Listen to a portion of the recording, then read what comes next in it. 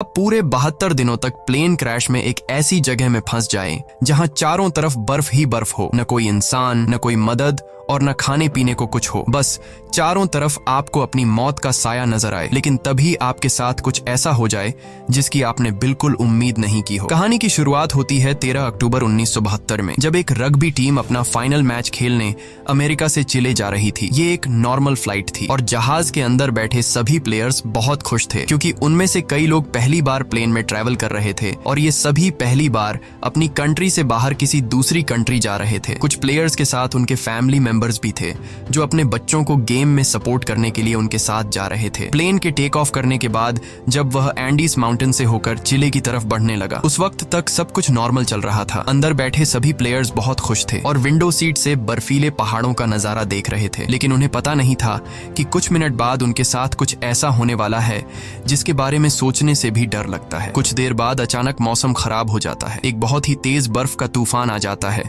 जिससे जहाज तेजी से झटके खाने लगता है। झटके लगने की वजह से सभी पैसेंजर्स घबरा जाते हैं, लेकिन अंदर बैठा एक पैसेंजर बताता है कि जब कोई प्लेन पहाड़ों के ऊपर से गुजरता है तो प्लेन में टर्बुलेंस होता है, यानी ये कोई खतरे की बात नहीं है, जल्द ही सब कुछ नॉर्मल हो जाएगा। लेकिन जैसे जैसे ये प्लेन आगे बढ़ रहा था, इसका टर्बुलेंस भी बढ़ता जा रहा था। जहाज अब और तेजी से झटके खाने लगा। प्लेन के अंदर मौजूद सारा सामान इधर उधर गिरने लगा। ये देखकर लोगों के बीच हलचल मच गई। पायलट्स जहाज को संभालने की कोशिश कर रहे थे, मगर अब जहाज कंट्रोल से बाहर हो गया था। इससे पहले कि पायलट्स कुछ कर पाते, सामने एक पहाड़ आता है और ये जहाज सामने के पहाड़ से जा टकराता है और दो हिस्सों में अलग हो जाता है। एक प्लेयर तो जहाज के टकराते ही प्लेन के पिछले पार्ट के साथ ही उड़ जाता है और हवा में गायब हो जाता है, जबकि प्लेन का आगे का हिस्सा तेजी से रगड़ते हुए बर्फ की एक बड़ी सी चट्टान से जा टकराता है। ये टकराव इतना तेज था कि प्लेन की सभी सीट्स एक दूसरे के साथ चिपक जाती हैं, जिसमें कई लोग कुचल कर मारे गए। अब जो लोग इस एक्सीडेंट से बच गए थे, उन्होंने खुद को संभाला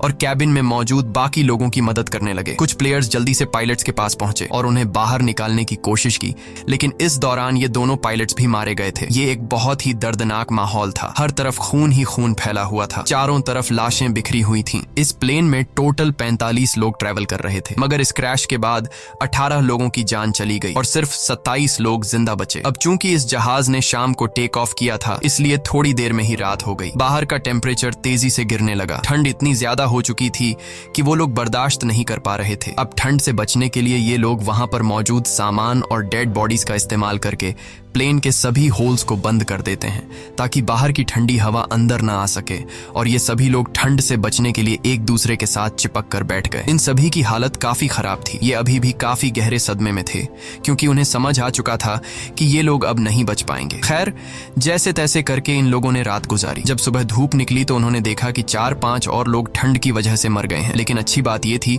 कि अब तूफान रुक चुका था। बाहर का मौसम नॉर्मल हो चुका था। जब ये लोग प्लेन से बाहर आए तो उन्हें दूर दूर तक चारों तरफ सफेद बर्फ के अलावा और कुछ भी नहीं दिखाई दिया। अब इन लोगों को जल्द से जल्द इस जगह से निकलना होगा, क्योंकि ये लोग यहाँ ज्यादा दिन तक जिंदा नहीं रह पाएंगे। इनके आसपास न तो कोई घर था, न ही कोई जानवर और न ही कोई पेड़ पौधे जिनसे ये लोग सरवाइव कर सकें। अब सबसे पहले इन लोगों ने प्लेन की सीट्स को बाहर निकाला ताकि प्लेन के अंदर सभी के सोने की जगह बन सके। उसके बाद उन्होंने घायल लोगों को धूप में लिटाया ताकि उनकी बॉडी गर्म हो सके, और ये लोग पानी पीने के लिए बर्फ को पिघलाकर एक एक बूंद करके पानी जमा करने लगे। उसके बाद उन्होंने सभी लोगों का सामान इकट्ठा किया। कोई काम की चीज मिलने पर उसे एक अलग सूटकेस में रखते गए। अब जो लोग इस एक्सीडेंट में मारे गए थे, उनकी बॉडीज को कुछ लोग प्लेन से दूर लाते हैं और उन्हें बर्फ से ढक देते हैं ताकि उन्हें सड़ने से बचाया जा सके। और जब यहाँ मदद पहुंचे तो ये लोग उन डेड बॉडीज को अपने साथ ले जा सके। जब चीजें थोड़ी सुलझ गईं, तो इन लोगों ने सुकून की सांस ली। इन सभी को बहुत ज्यादा भूख लगी हुई थी। अब बचे हुए खाने में से एक एक टुकड़ा सब में बांटा गया। वैसे तो खाने का ये एक टुकड़ा बहुत ही कम था, पर जिंदा रहने के लिए इतना काफी था। हालांकि सब जानते थे कि यह खाना उन्हें तब तक चलाना होगा जब तक उनके पास कोई मदद न पहुंचे। सबको लगा कि अब तक गवर्नमेंट को पता चल चुका होगा कि उनका प्लेन क्रैश हो चुका है और जल्द ही इन लोगों को रेस्क्यू कर दिया जाएगा। इसीलिए वे सब एक साथ बैठकर मदद का इंतजार करने लगे। असल में जिस जगह उनका प्लेन क्रैश हुआ था, वह दरअसल एक वैली थी जिसके चारों तरफ ऊंचे पहाड़ थे, जिस वजह से यहाँ से निकलना इतना आसान नहीं था। अभी ये बातें चल ही रही होती हैं कि तभी ऊपर से प्लेन गुजरता है। प्लेन को देखकर ये सभी जोर जोर से चिल्लाकर अपनी मौजूदगी जाहिर करते हैं, लेकिन इसका कोई फायदा नहीं होता क्योंकि वो प्लेन काफी ऊंचाई पर था जिससे वो नीचे मौजूद फंसे हुए लोगों को देख नहीं पाता और प्लेन उनकी नजरों के सामने से होते हुए गायब हो जाता है। कुछ घंटे बाद रात हो गई। ये सभी एक्स्ट्रा कपड़े पहनकर प्लेन के अंदर छिप गए और अंदर मौजूद लगेज का इस्तेमाल करके प्लेन के सभी होल्स को बंद कर देते हैं। इस तरह से ये रात भी गुजर गई और अगली सुबह नांदो नाम के एक आदमी को होश आया जो प्लेन क्रैश के बाद से ही बेहोश पड़ा था। नांदो की हालत इतनी खराब थी कि वो अपने पैरों पर खड़ा नहीं हो पा रहा था, लेकिन इसके बावजूद वो अपनी बहन के पास गया और उसे गले से लगा लिया। जब नांदो ने अपने पेरेंट्स के बारे में पूछा तो उसे बताया गया कि उसके मॉम डैड मर चुके हैं। ये सुनकर उसे काफी दुख हुआ। उधर बाकी लोगों ने दोबारा से बर्फ पिघलाई और थोड़ा पानी इकट्ठा किया और उसे पीकर गुजारा करने लगे। उन्होंने जमीन पर एक्स का साइन भी बनाया ताकि ऊपर से गुजरने वाले जहाज को नजर आ सके। कुछ देर बाद एक और प्लेन उनके ऊपर से गुजरा जिसे देखकर ये लोग बहुत खुश हो जाते हैं और इन लोगों ने शीशे चमकाकर उसका ध्यान खुद की तरफ खींचने की कोशिश की, लेकिन ये प्लेन भी उन्हें इग्नोर करके चला गया। ये लोग खुश थे क्योंकि उन्हें लग रहा था कि शायद उस प्लेन ने हमें देख लिया है और अब बहुत जल्द उनके पास मदद पहुंच जाएगी। लेकिन इस तरह से एक रात और गुजर गई पर कोई उन्हें बचाने नहीं आया। अब उन्हें समझ आ जाता है कि यहाँ हमें कोई भी बचाने नहीं आएगा, इसलिए ये लोग सोचते हैं कि हम सब इस बंद इलाके में अपनी जान कैसे बचा सकते हैं। तभी उन्हें ख्याल आया कि प्लेन के पिछले हिस्से में कुछ बैटरीज पड़ी थीं और अगर हम इन बैटरीज को यहाँ ले आए तो बैटरी की मदद से हम प्लेन के रेडियो को चला सकते हैं और बाहर की दुनिया से कांटेक्ट कर पाएंगे। अब सभी को ये आइडिया पसंद तो आया, लेकिन इस काम को अंजाम देना इतना आसान नहीं था जैसा वो सोच रहे थे, क्योंकि जहाज का पिछला हिस्सा जो क्रैश के दौरान टूटकर अलग हो गया था, पता नहीं वो हिस्सा अब कहाँ होगा। खैर, उन्होंने प्लेन के पिछले हिस्से को ढूंढने का फैसला किया। इसके बाद उन्होंने लेदर और कांच का इस्तेमाल करके कुछ गॉगल्स बनाए ताकि ये गॉगल्स तेज बर्फीले तूफान में उनकी आंखों का प्रोटेक्शन कर सके। और ग्रुप के 4 लोग उन बैटरीज को लाने चले गए, लेकिन थोड़ी दूर जाने के बाद जब उन्होंने पीछे मुड़कर देखा तो उन्हें उनका जहाज कहीं भी दिखाई नहीं दिया और अब उन्हें एहसास हुआ कि इतने सारे बर्फ के बीच किसी को भी उनका प्लेन नहीं दिखेगा और शायद इसीलिए अभी तक कोई उन्हें बचाने नहीं आया। अब ये लोग आगे बढ़ने की कोशिश करते हैं कि तभी वहां मौजूद बर्फ खिसकने लगी। ये देखकर ये लोग डर जाते हैं और वापस अपने जहाज की तरफ आ जाते हैं। इस तरह से इन लोगों को यहाँ फंसे हुए 6 दिन गुजर जाते हैं और 1 हफ्ते बाद प्लेन में मौजूद सारा खाना खत्म हो गया। अब ये इलाका बर्फ से ढका हुआ था और आसपास न तो कोई जानवर था और न ही कोई पेड़ पौधे, इसीलिए अब उन्हें अपना पेट भरने के लिए कुछ न कुछ तो करना होगा। खाने के लिए कुछ भी न मिलने पर वो लोग पत्थरों पर जमी हुई मॉस खाने लगे जिसका टेस्ट बहुत ही गंदा था, पर मजबूरी में उन्हें खाना पड़ा। यहाँ नांदो ने कहा कि अगर उसे मरे हुए लोगों की बॉडीज भी खानी पड़े तो वो खुद को जिंदा रखने के लिए ये भी करेगा। ये सुनकर सभी लोग सोच में पड़ गए। जल्द ही इन सभी के बीच बहस होने लगी कि उन्हें मरे हुए लोगों को खा लेना चाहिए या फिर भूख से मर जाना चाहिए। कुछ लोगों का कहना था कि ऐसा करना ठीक नहीं, ऐसा करने पर हमें ऊपर वाला माफ नहीं करेगा। जिसके बाद उन्होंने अपने पेट पर पत्थर रखकर गुजारा किया। ऐसे ही वक्त गुजरता गया और वक्त के साथ साथ उनकी भूख भी बढ़ती गई। हाल ये था कि ये सभी अपने जूतों की लेस और सिगरेट तक खाने पर मजबूर हो गए, लेकिन कई दिनों से भूखे रहने के बाद उन चीजों से उनकी भूख कहाँ मिटने वाली थी। ऐसे ही कुछ दिन और गुजर गए और भूख के चलते नंदो की बीमार बहन मर गई। नांदो ने अपने माता पिता के साथ साथ अपनी बहन को भी खो दिया। इस तरह से वक्त गुजरता गया और इन लोगों ने जैसे तैसे करके खुद को 9 दिनों तक जिंदा रखा, लेकिन अब तक उनकी भूख इतनी बढ़ चुकी थी कि उनके दिमाग ने भी काम करना बंद कर दिया था और अब उनकी मौत उनसे सिर्फ 1 कदम दूर थी। अब उनके पास कोई और दूसरा चारा नहीं था, इसीलिए उन्होंने उन डेड बॉडीज को खाने का फैसला किया। सबसे पहले 4 लोग प्लेन से बाहर गए और लाशों को काटकर खाने लगे। उन्हें खाते देख कुछ और लोगों ने भी अपना मन बदल दिया और वे भी उनके पास गए अपना पेट भरने के लिए। लेकिन 5 लोग ऐसे थे जिन्हें अपनी मौत तक मंजूर थी, पर किसी दूसरे इंसान को खाना ठीक नहीं समझा। अगले दिन से ये लोग लाशों को दूर ले जाकर काटने लगे ताकि इन 5 लोगों को कोई तकलीफ न हो। यहाँ पर नुमा नाम के एक लड़के को बर्फ में दबा एक सूटकेस मिला। सूटकेस को खोलने पर उन्हें अंदर एक रेडियो मिला। रेडियो को ऑन करने के बाद उन्हें पता चलता है कि इसमें सिग्नल नहीं है, जिसके लिए इन लोगों ने चीजों को जोड़कर एक एंटेना बनाया और इस रेडियो पर उन्होंने एक न्यूज सुनी जिसमें बताया जा रहा था कि सरकार ने इनके खोज में कई रेस्क्यू ऑपरेशंस चलाए थे और 66 के करीब हवाई जहाजों को उनकी तलाश में भेजा था। लेकिन इतनी कोशिशों के बावजूद जब इन लोगों का कोई अता पता नहीं चल सका तो सरकार ने उन्हें मरा हुआ डिक्लेयर कर दिया। इसीलिए अब गवर्नमेंट ने इन लोगों को ढूंढना बंद कर दिया है। ये खबर सुनकर ग्रुप के सभी लोगों की हिम्मत टूट गई और उनके जिंदा बचने की सारी उम्मीदें मिट्टी में मिल गईं। अब उन बचे हुए 5 लोगों में से जिन्होंने डेड बॉडीज को खाने से इनकार कर दिया था, उनमें से 4 लोगों ने भी मांस खा लिया क्योंकि वे जान चुके थे कि यहाँ उनकी कोई मदद करने नहीं आएगा और अब उन्हें खुद कुछ करना होगा यहाँ से निकलने के लिए। यहाँ ग्रुप के 3 लोगों ने दोबारा से जहाज के पिछले हिस्से को ढूंढकर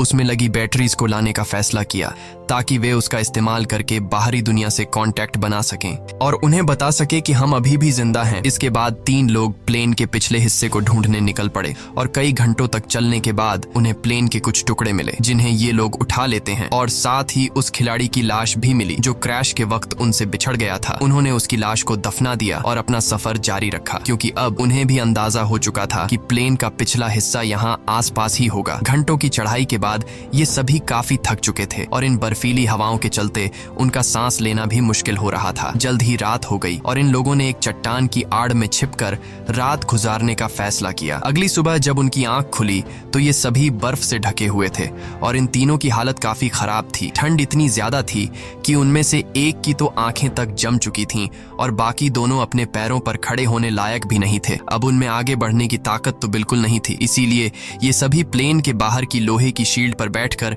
पहाड़ से नीचे उतर आए। इन लोगों को खाली हाथ देखकर पूरे ग्रुप में उदासी छा गई और उस आखिरी बचे आदमी ने भी इंसानी मांस खा लिया और अपनी किस्मत को कोसता हुआ सो गया। ऐसे ही दिन गुजरते गए और इन लोगों ने जैसे तैसे करके खुद को 17 दिनों तक जिंदा रखा। लेकिन यहाँ बुरी बात ये थी कि पिछले 5 दिनों से बाहर का मौसम काफी खराब था। तूफान से बचने के लिए सभी प्लेन के अंदर बैठे होते हैं कि तभी एक बड़ा तूफान आता है और प्लेन को अंदर बर्फ से भर देता है। अंदर मौजूद कई लोग बर्फ के नीचे दब जाते हैं। अब जो लोग ऊपर रह गए थे वो इस हादसे से काफी घबरा गए, लेकिन फिर उन्होंने हिम्मत दिखाते हुए बर्फ को खोदकर अंदर दबे लोगों को बाहर निकाला। अब सभी लोग तो समय रहते बाहर आ गए, लेकिन एक लड़की बर्फ में काफी नीचे तक दब गई थी जिसकी बर्फ में दम घुटने से मौत हो गई। ये लोग बहुत ज्यादा घबराए हुए थे और ये लोग इस हादसे से ठीक से संभल नहीं पाए थे कि तभी उन्हें बाहर से अजीब सी आवाजें सुनाई देने लगीं। जब ये लोग बाहर की तरफ देखते हैं तो उन्हें पता चलता है कि एक और तेज तूफान उनकी तरफ आ रहा है जो पहले से भी ज्यादा तेज है। एक और तूफान आता है और ये सभी दोबारा से बर्फ में दब जाते हैं। ये तूफान इतना तेज था कि पूरा का पूरा जहाज बर्फ से भर गया। कुछ लोगों की तो मौके पर ही मौत हो गई। अंदर फंसे लोगों के पास अब निकलने का कोई रास्ता नहीं था, जिसमें से एक साथी ने फटाफट जहाज की छत में एक छेद बनाया ताकि उन्हें ऑक्सीजन मिल सके और दम घुटने से बच सकें। ये लोग हाथ जोड़कर सिर्फ यही विश कर रहे थे कि अब उनके ऊपर और बर्फ न गिरे, वरना ये सभी हमेशा के लिए यहीं दबकर रह जाएंगे। कुछ घंटों बाद उन्होंने खुद को संभाला और कुल 8 डेड बॉडीज को इकट्ठा करके उन्हें कोने में रख दिया। अब इस तरह से उन्हें यहाँ फंसे हुए 18 दिन गुजर चुके थे और उनका भूख से बुरा हाल हो गया था। अब जिंदा रहने का सिर्फ एक ही रास्ता था कि वे अंदर मौजूद डेड बॉडीज का मांस खा लें, लेकिन ऐसा करना इन सभी के लिए बहुत मुश्किल था क्योंकि ये सभी डेड बॉडीज उनके अपने लोगों की थीं। अब ये सब देखकर नुमा नाम के उस लड़के ने खुद पर से कंट्रोल खो दिया। वो गुस्से में आया और प्लेन की खिड़की तोड़ने लगा। इस दौरान कांच का एक टुकड़ा उसके पैर में घुस गया, लेकिन इसके बाद भी वो रुका नहीं और बर्फ में छेद करता गया। पूरे 2 दिनों की मेहनत के बाद ये सब ऊपर की तरफ छेद करने में कामयाब हुए, जिसके बाद वे सभी बाहर निकल आए। बाहर आकर ये सभी इतने खुश थे जैसे ये सभी मौत की कैद से आजाद हो गए हों। उन्होंने जिंदा बचने की खुशी मनाई और फिर बर्फ खोदकर प्लेन को बाहर निकालने लगे। इस दौरान नुमा नोटिस करता है कि उसके पैर में जो चोट लगी थी उसमें अब कोई दर्द नहीं है क्योंकि बर्फ ने उसके जख्म को सुन्न कर दिया था। हालांकि वो इस पर ज्यादा ध्यान नहीं देता और बर्फ खोदना जारी रखता है। अब आसमान में सूरज निकला हुआ था, इसलिए उन्हें बर्फ खोदने में ज्यादा परेशानी नहीं हुई और कुछ घंटों में ही जहाज बाहर आ गया। अब धूप काफी अच्छी थी, इसलिए वे सभी प्लेन के पिछले हिस्से को ढूंढने की सोचने लगे, लेकिन उन्हें कोई आइडिया नहीं था कि वे इन बर्फीली रातों का सामना कैसे करेंगे। इसलिए उन्होंने थोड़ा और इंतजार करने का फैसला किया क्योंकि गर्मियों का मौसम आने वाला था और इस दौरान इस चढ़ाई को पार करना थोड़ा आसान होगा। देखते ही देखते 34 दिन गुजर गए और अब मौसम पहले से थोड़ा बेहतर हो गया। अब जो लोग पहली बार प्लेन की तलाश में गए थे उनकी तबीयत अभी तक खराब थी और वे दोबारा से चढ़ाई करने की हालत में बिल्कुल नहीं थे। कुछ घंटों बाद उन्हें पता चलता है कि उनका एक और साथी भूख के चलते मर गया है। ये देखकर ये लोग बहुत ज्यादा मायूस हो जाते हैं और उसे बर्फ में दफना देते हैं। ऐसे ही 2 दिन और गुजर गए और 36वें दिन उन्होंने फैसला किया कि अगर उन्हें अपनी जान बचानी है तो जहाज के बैक साइड से बैटरीज लाकर बाहरी दुनिया को इन्फॉर्म करना होगा, वरना हम एक एक करके सब मर जाएंगे। जिसके बाद ग्रुप के 4 लोगों ने ऊपर चढ़ाई करने का फैसला किया और उन 4 लोगों के नाम थे रोबर्टो, टिंटिन, नुमा और नांदो। इन लोगों ने ठंड से बचने के लिए ढेर सारे कपड़े पहने और प्लेन की तलाश में निकल पड़े, लेकिन कई घंटों तक चलने के बाद भी उन्हें उनका प्लेन कहीं दिखाई नहीं दिया। तभी नूमा की तबीयत बिगड़ने लगी और वो चक्कर खाकर गिर जाता है। यहाँ बाकी लोगों ने देखा कि उसके पैर की चोट में इन्फेक्शन फैल चुका है, इसीलिए वे सब तय करते हैं कि वापस नूमा को नीचे ले जाएंगे। लेकिन नूमा ने ऐसा करने से मना कर दिया। उसने अकेले ही नीचे जाने का फैसला किया और बाकी लोगों से आगे बढ़ने को कहा। अब नूमा प्लेन के पास तो लौट आया, लेकिन उसकी हालत इतनी खराब थी कि वहां पहुंचते ही वो बेहोश हो गया। थोड़ी देर बाद जब उसे होश आया तो उसने देखा कि उसके साथी प्लेन से बर्फ हटाने की कोशिश कर रहे थे। वो भी उनकी मदद करना चाहता था, लेकिन कमजोरी के मारे वो हिल तक नहीं पा रहा था। दूसरी तरफ वे 3 साथी कई घंटों का सफर तय करने के बाद उस जगह पहुंच जाते हैं जहां प्लेन का पिछला हिस्सा था, जो चट्टान से टकराने के बाद टूट गया था। इसे देखकर ये तीनों बहुत खुश हो जाते हैं और प्लेन के पिछले हिस्से के पास जाते हैं। जब ये तीनों जहाज की जांच करने लगे तो उन्हें बैटरीज के अलावा और भी बहुत कुछ मिला, जैसे कि ढेर सारे कपड़े, रम की बॉटल्स और कई सारे सिगरेट के पैकेट्स। ये लोग सामान लेकर वापस अपने प्लेन के पास आते हैं,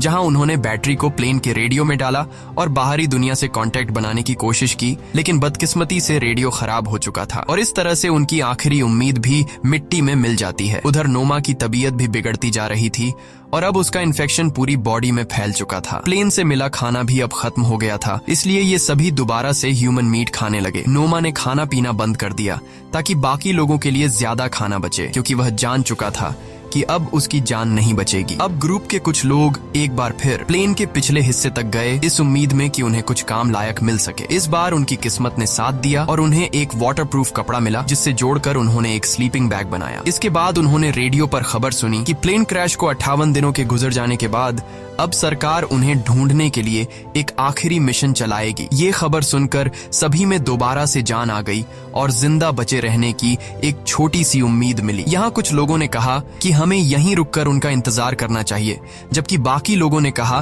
कि अगर हम यहीं रहेंगे तो कोई भी हमें देख नहीं पाएगा, इसलिए हम में से कुछ लोगों को पैदल चलकर मदद बुलानी चाहिए। रात को नोमा की तबीयत बहुत ज्यादा बिगड़ने लगी। वह अपनी जिंदगी की आखिरी सांसें ले रहा था। मरने से पहले उसने सभी से कहा कि जब मैं मर जाऊं तो तुम सब मुझे अपना खाना बना लेना। ये शब्द कहकर नोमा की मौत हो गई। नोमा के इन आखिरी शब्दों से सबको हिम्मत मिलती है और उन्हें नोमा के पास से एक लेटर मिला। उस लेटर में नोमा ने लिखा था कि वह बहुत खुश है कि वह अपने दोस्तों के बीच मरा, क्योंकि उसे इससे अच्छी मौत नहीं मिल सकती। अब नोमा का लेटर पढ़कर सभी के अंदर एक अलग सा जोश आ गया और ग्रुप के 3 लोग दोबारा से मदद की तलाश में निकल पड़े। इन तीनों ने एक स्लीपिंग बैग और ढेर सारा खाना लेकर अपना सफर शुरू किया। इस बार इन तीनों ने ठान लिया था कि वे हर हाल में इन पहाड़ों को पार करेंगे और चिले तक पहुंचकर सबके लिए मदद बुलाएंगे। ये तीनों बिना रुके चढ़ाई करते रहे और जब रात हुई तो वे उस स्लीपिंग बैग के अंदर सो गए। अगली सुबह उन्होंने फिर से अपनी चढ़ाई शुरू कर दी और पहाड़ की चोटी तक पहुंच गए, लेकिन ऊपर का नजारा देखकर मानो उनकी हिम्मत टूट गई। उनके सामने पहाड़ ही पहाड़ थे और इसका मतलब था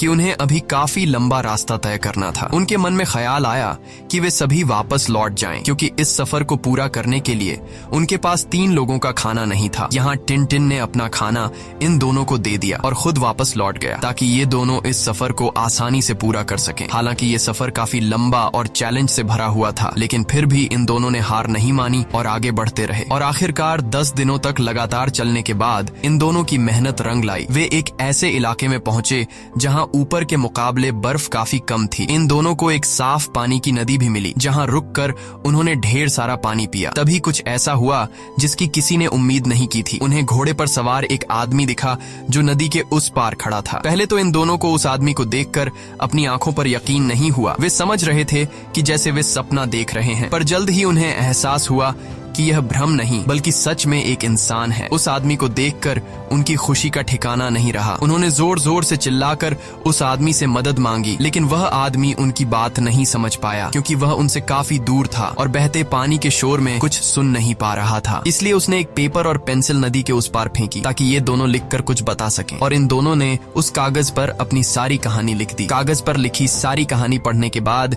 ये आदमी उस कागज को लेकर सरकारी ऑफिसर के पास पहुंचा, जहां ऑफिसर को भी पता चला कि 2 महीने पहले जिस प्लेन क्रैश में हम लोगों को मरा हुआ समझ रहे थे, उनमें से कुछ लोग अभी भी जिंदा हैं। और खबर मिलते ही सरकार ने इन सभी लोगों को बचाने का मिशन चालू कर दिया। ये आदमी रोबर्टो और नांदो को अपने घर ले आया, जहां उन्होंने पेट भरकर खाना खाया। अब ये खबर पूरे शहर में आग की तरह फैल गई और बहुत जल्द वहां रिपोर्टर्स का मेला लग गया और बर्फीले पहाड़ों के बीच फंसे लोगों ने भी ये खबर रेडियो पर सुन ली, जिससे सभी खुशी के मारे उछलने लगे। इसके बाद उन्होंने अपने हाथ मुंह धोए और अपना अपना सामान पैक कर लिया। जल्द ही रेस्क्यू टीम रोबर्टो और नांदो को लेकर उस लोकेशन पर पहुंची और प्लेन क्रैश के 72 दिनों बाद आखिरकार उन लोगों को बचा लिया गया। इसके बाद इन सभी लोगों को शहर लाया गया जहां ये लोग अपने परिवार वालों से मिले और शहर के सभी लोगों ने इनका हीरोज की तरह स्वागत किया। अब इन सभी लोगों को हॉस्पिटल में एडमिट किया गया। यहाँ इन सभी ने एक दूसरे को नहलाने में मदद की और फिर इन लोगों को अलग अलग बिस्तर दिए गए। लेकिन उस रात भी ये सभी एक दूसरे के साथ सोए क्योंकि इस हादसे के बाद ये सभी काफी गहरे सदमे में थे। कहानी के एंड में हमने जाना कि इस प्लेन में कुल 45 लोग ट्रैवल कर रहे थे, जिनमें से सिर्फ 16 लोगों की जान बच पाई। इसी के साथ सच्ची कहानी पर बनाई गई ये फिल्म खत्म हो जाती है। अगर आपको स्टोरी अच्छी लगी हो तो हमारे चैनल को सब्सक्राइब और वीडियो को